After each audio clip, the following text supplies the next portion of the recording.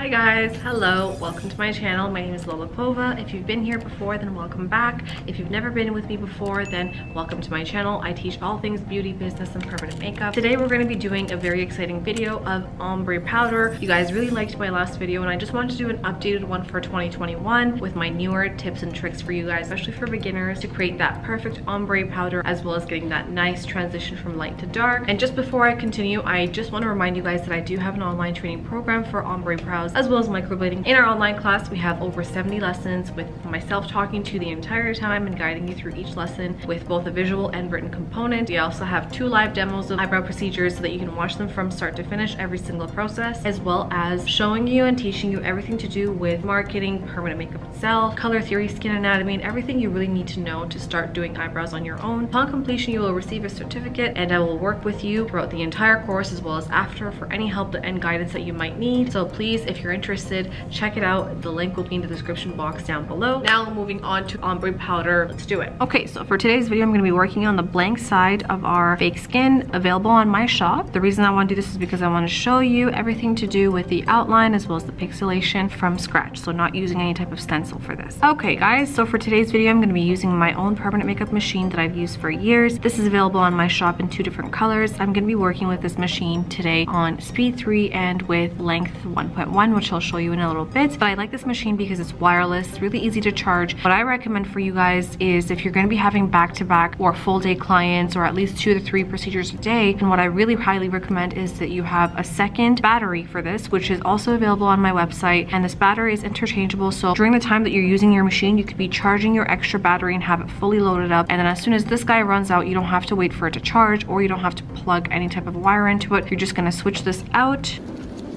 like that, and then you'll plug in your extra battery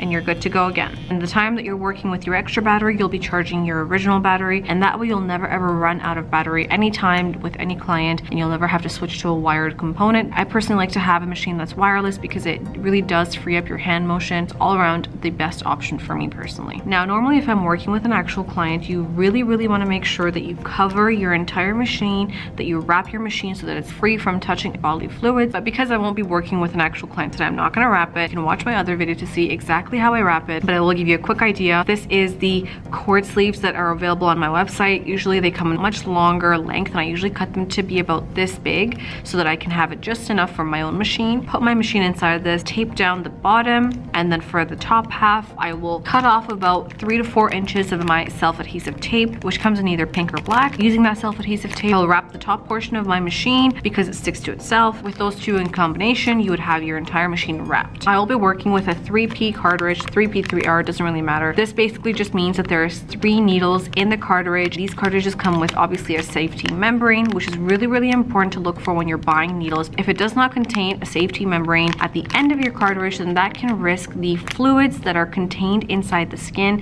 and the blood, the viruses and the bacteria going back into your machine and kind of floating in and around it. That could be very dangerous because you could be passing it on from client to client, and that is obviously something that we want to avoid. So I'm going to be working with my needle right here, 3P. This is also available on my website. We offer both 3P and 1P. The reason why I want you guys to work with a 3P is because for each pass that you do with your needle touching the skin, you're getting 3 different lines of pixels, creating that effective ombre at a faster rate than I find with 1R. Pop this in here.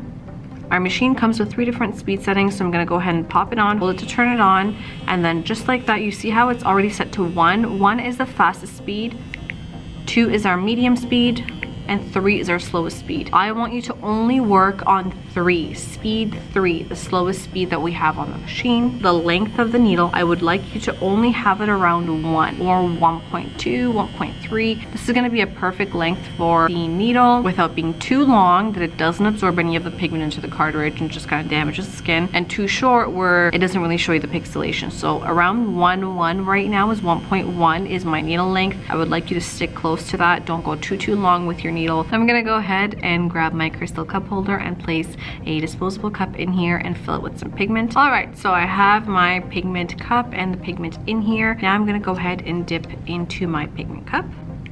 I'm gonna switch the speed to 3. And when you're dipping, you want to just gently allow it to pull in that pigment into the cartridge. Especially on your first dip, you want to give it a few seconds to soak up everything.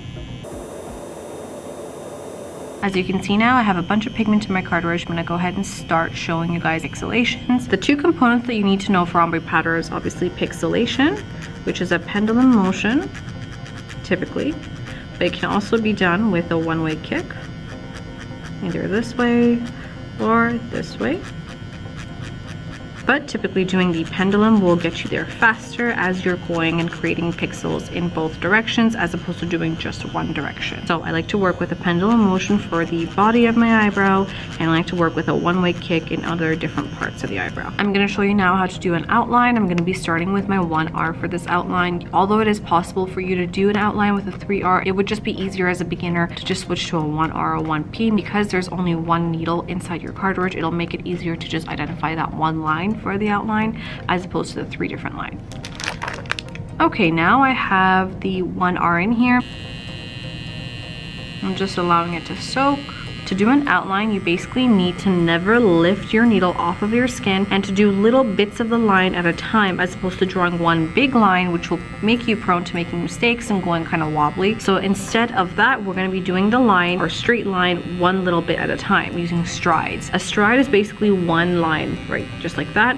And you want to keep your strides as small and as short as possible, because when you make long strides, you're going to be prone to mistakes and just kind of making wobbly lines. So keep your strides really, really small. So we're going to start from here, for example. It's going to be one stride, go back up, continue your line, go back up, continue your line, go back up, continue your line, go back up, and continue your line, go back up. Like that. You want to make sure that you watch how hard you press your needle into the skin, especially on the front portion of the eyebrow, because you don't want your outline to be very obvious in the front. You want it to be non-existent basically and just kind of have pixels instead. 1, 2, 1, 2, 1, 2, 1, 2, 1, 2, 2, 1, 2. So this is how you would basically make a straight line with your needle, and you can see how it's easier to do this when you have just the 1R as opposed to the 3R. Especially for a beginner, I really do recommend that you switch to a 1R during your outline. And I'm gonna go ahead and now start doing the actual eyebrow. I'm gonna go ahead and draw a shape here.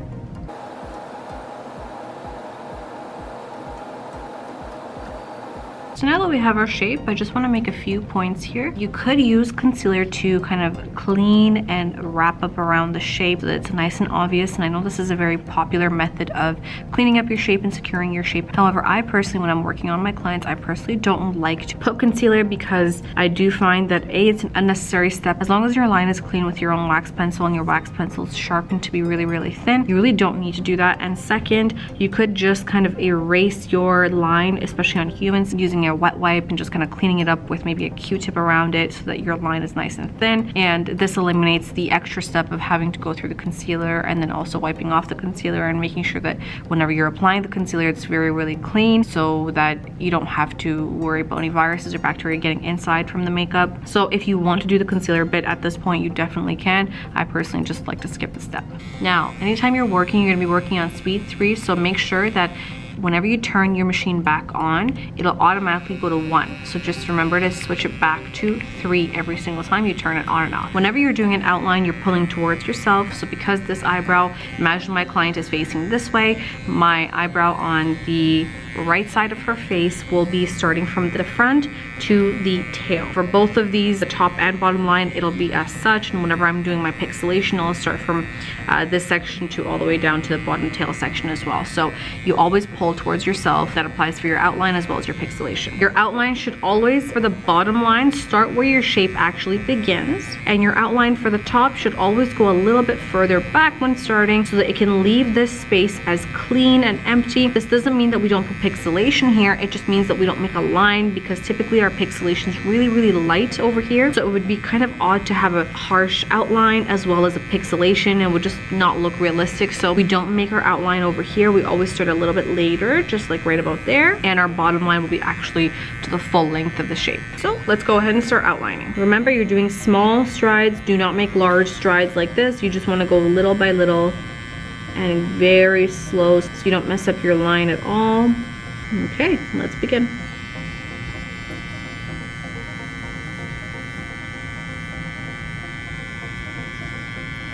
pinky always down.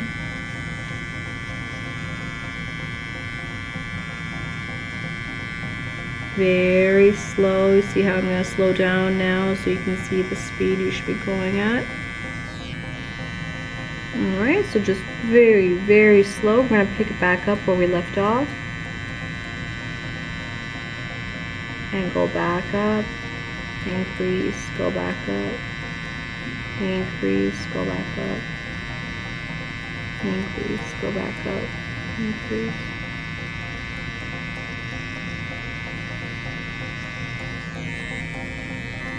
I'm gonna go ahead back to where we were. To avoid making your line next to it, you want to start going slowly in the air until you see the pigment on top of your existing line, then continue it. So in this case, I'm just gonna kind of do it in the air first. And then I'll continue where I left off. Go back, increase, go back, increase, go back.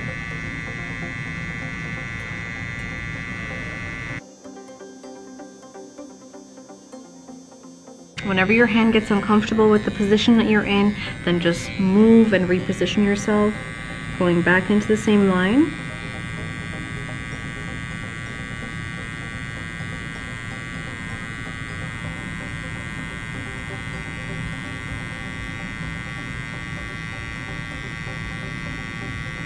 Once you get the hang of this, it'll become really easy. It can be daunting at first, but don't worry.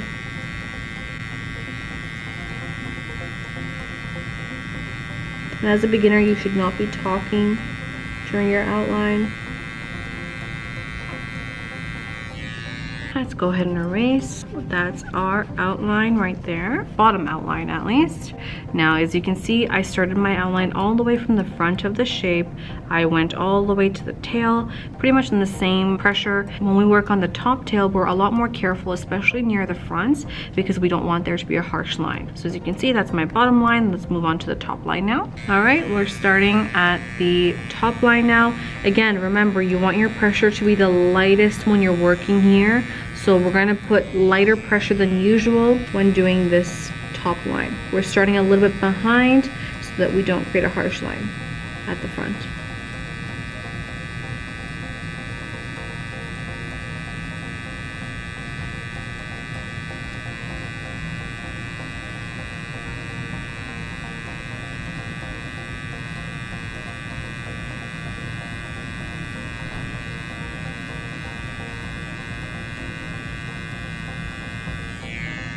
Okay, to the very first beginning. The key to not messing up your line is to not lift your needle off the skin. If you're constantly lifting and you're going back in, you're gonna make multiple different lines at once. It's just gonna look like a mess. The key is to not lift your needle and keep it consistently on the skin so that you're just kind of making one long line, bit by bit. Okay, let's continue. Now that I'm kind of past the first section of my front, I'm gonna start to put a little bit more pressure.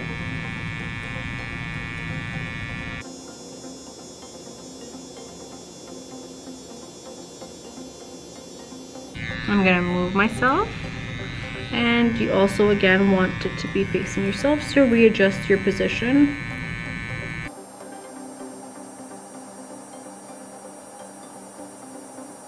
Alright, now that we're done the top line, let's give that a wipe.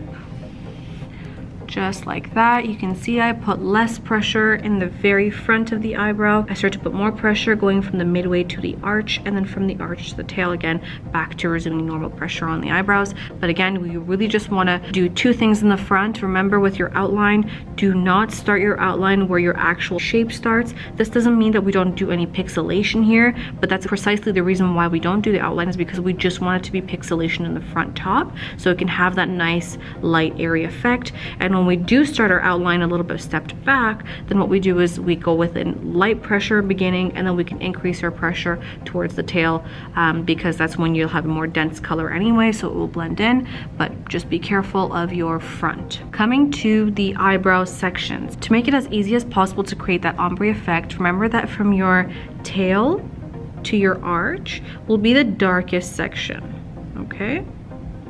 And from your arch to midway will be your middle darkness, because you don't want it to be as dark as the tail. You just want it to be slightly lighter, nothing crazy. And then from the midway to the front is going to be the lightest. Even at the midway to the front, the lightest part of the entire eyebrow should obviously be your front, but even from the front, the top of the front should be the lightest, absolute lightest of your entire eyebrow. The bottom can be slightly more dense, and you can also kick out your pigment to be slightly outside the shape, because by the time it heals, these pixels that you kick outside the shape, which I'll show you in a second, won't really heal to be anything anyway.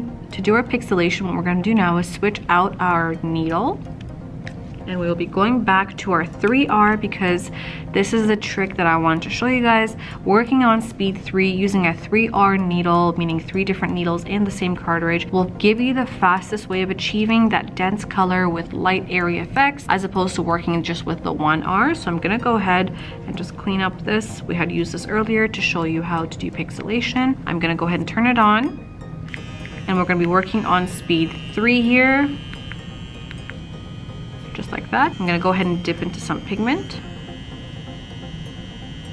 When you're doing your pixelation, it's really, really important to do either pendulum to get the most out of each motion, or when you're doing one way, to just do the one way this way or this way.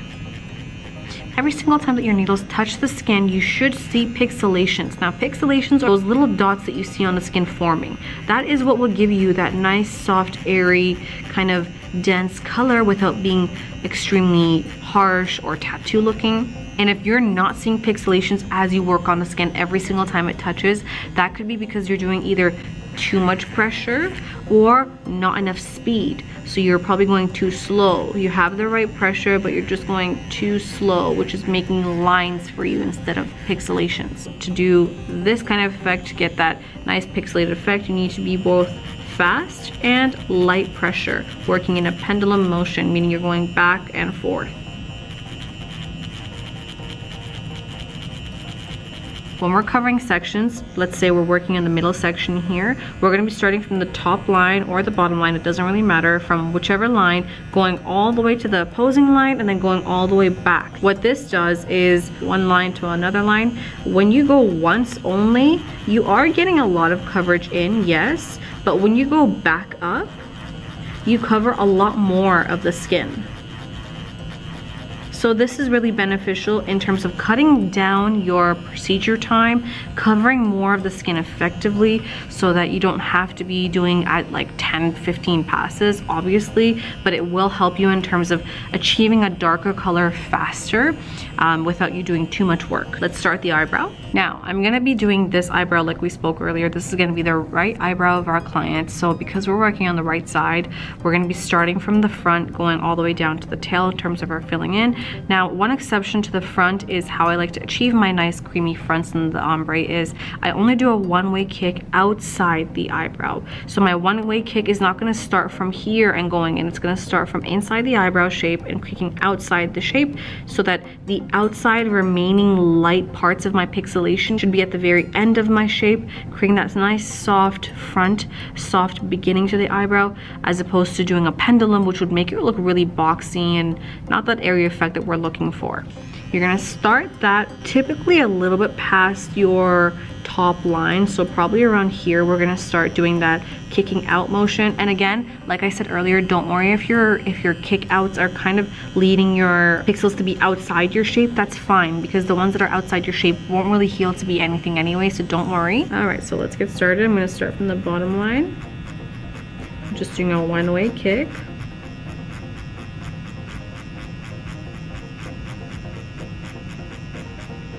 And remember, just because we don't have an outline here does not mean that we don't do pixelation.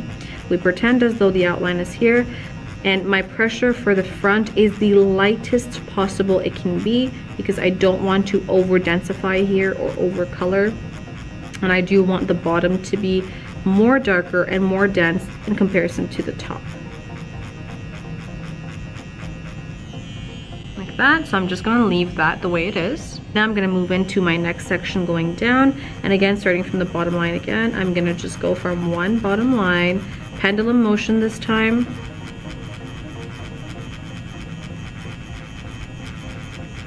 all the way up to the top line and going back down, widening my pendulum as I go back down.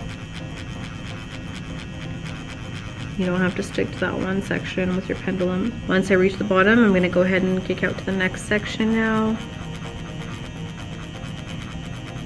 All the way up to the top. Keep your pendulum wide so you can cover more area of the eyebrow. Again, leading to a faster, easier way of covering the skin. And once we reach the top line, we go back down.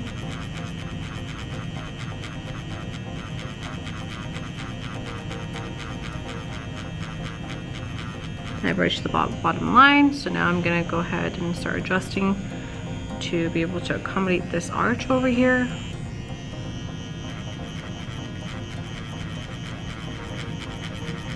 And from the bottom line to the top line, pretty wide pendulum, not keeping myself restricted, but slowing down and doing a one-way kick around this arch so I don't go outside of it. And then going back down. Remember, the tail is the darkest in color throughout the whole brow, so you can cover more area and be more diligent covering the skin here.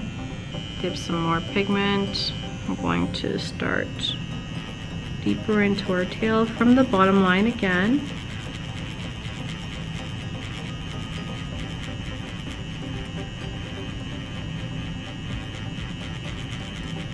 Once I reach the top line, then I'm gonna go ahead back down. In the tail, you can go back up one more time and then go to the new section, because the tail should be the darkest section.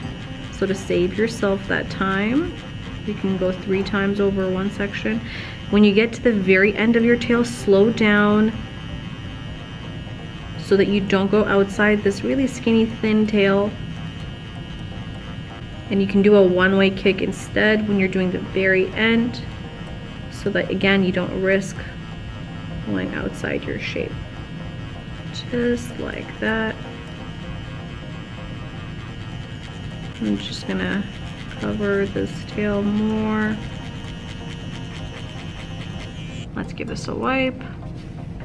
All right, good. So you can see here we have the light fronts. Do not worry about the pixels coming outside the shape. That's actually what I'm intending to do anyway, because this will heal to be nothing when the time comes for a touch-up. But if I do this part inside my shape, then my shape will actually get shortened by the time she comes back, because like I said, the ends of these pixels do not heal to be colorful. They actually just kind of come off during the scabbing process of the healing. That's why I like to leave my pixelation, the end of my one-way kick, outside the shape, so that the actual healed part will be my shape itself. In terms of even the darkness, I did work on making my tail a little bit darker than the rest of the section, because I just want to start that from now, so I avoid making too much work for myself in the end.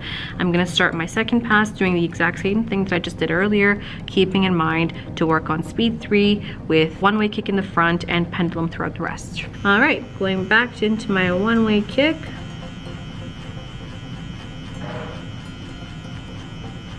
Very light pressure here. You don't want to make it a harsh, dense front. And even for the front, the lighter section should be the top right here that I'm working on. And the darker section should be the bottom.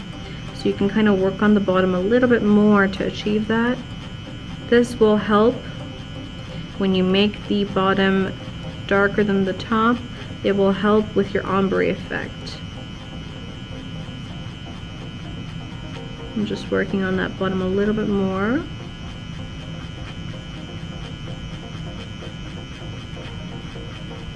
Okay, I'm done my front. I'm gonna move on to the actual section now of the rest of my eyebrow. Starting from the bottom line, I'm going to diligently cover the entire eyebrow.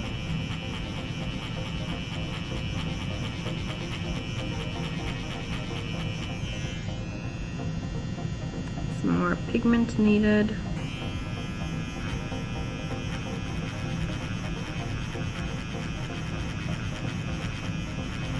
All the way up to that top line.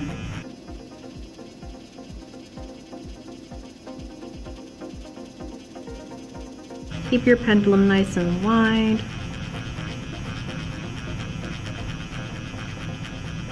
When you're working on the midsection and arch area, you want to keep it wide so you cover the most amount of area per section, reducing your own work. Starting from this section again, keeping my pendulum pretty wide.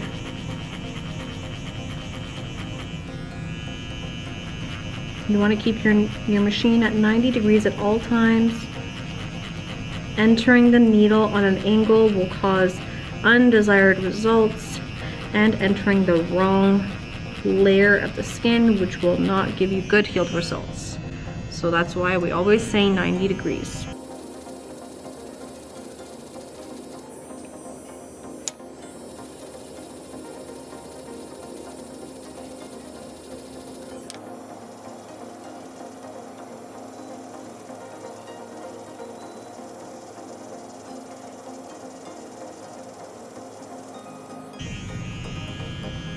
I'm working on the tail now, so again being careful not to go outside this thin tail, but also making it the most dense and dark part of the eyebrow.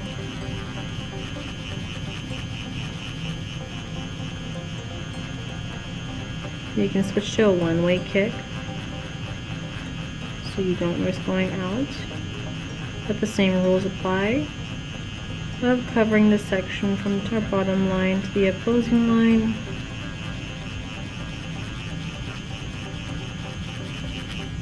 I'm gonna go ahead and kind of just smear this. This is after 2 passes of doing the method I just showed you. As you can see, we're really developing more color in the body, but we really do still need to work on perfecting this front and just filling in little gaps that I see for my 3rd pass. Every now and then you want to clean your cartridge tip. I'm gonna get some more pigment here. Alright, now remember, one-way kick in the front. I just want some more color here, but very, very light pressure. Moving on to the section. 3rd pass and onwards will usually be more like a perfecting pass for any kind of light parts that you see, parts that still need some more definition or filling in. It's like the perfecting pass.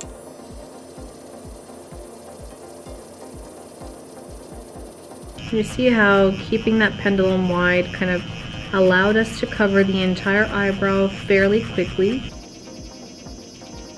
And now all we have to do is just work out the little parts that need our help. So I'm working more on sections that I see that has to be a little bit filled in because they're slightly lighter. For example, this section right here, you see how close to the line it's a little bit light compared to the rest, so I'll work a little bit more on that when I get to that section.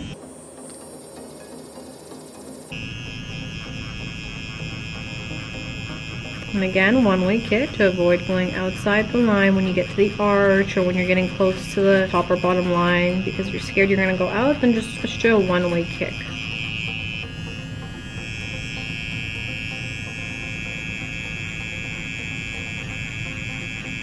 Like that, I'm doing a one-way kick.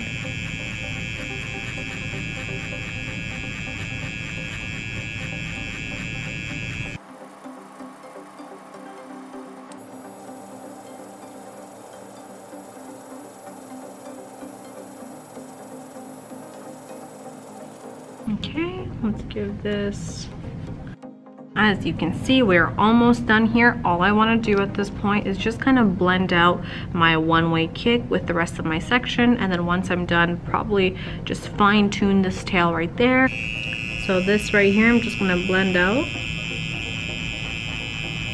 so they both look connected. You don't see that bit of a gap. I'm doing that a one-way kick. I see a bit of a light here.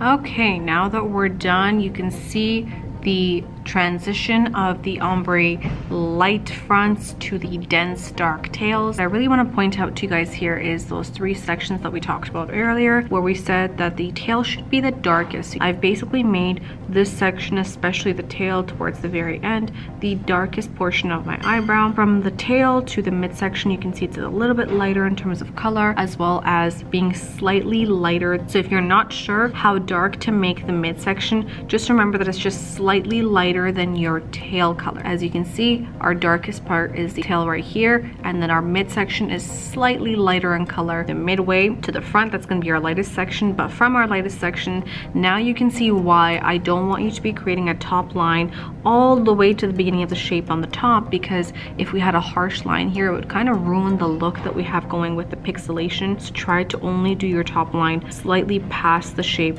right here, and your bottom line can come all the way out to the very, very bottom of your shape, but you can still go past that shape with your pixelation. From the front, the lightest section is always going to be the top part of your front. The bottom part should be denser and darker to build that color, and this is what gives you that ombre effect. And the last thing to keep in mind is when we're doing our one-way kick, you can go past the shape. These parts that you see right here, this end of the one-way kick is going to be healing to be pretty much non-existent, because this is not enough for the skin to take after one session. This is why we like to kick outside of our shape, because if I did this particular effect inside of my shape, then by the time it heals, my shape will have shortened, because this will not be enough to last past the healing process. That's why I like to make it past the shape, so that by the time it heals, this part starting here will actually retain. That's gonna be it for today, guys. I hope this helped you. Remember that this tutorial was done using my machine. Don't forget that I recommend you get an extra battery, which is also available on my shop, so that when you're having back-to-back clients or 2-3 procedures per day,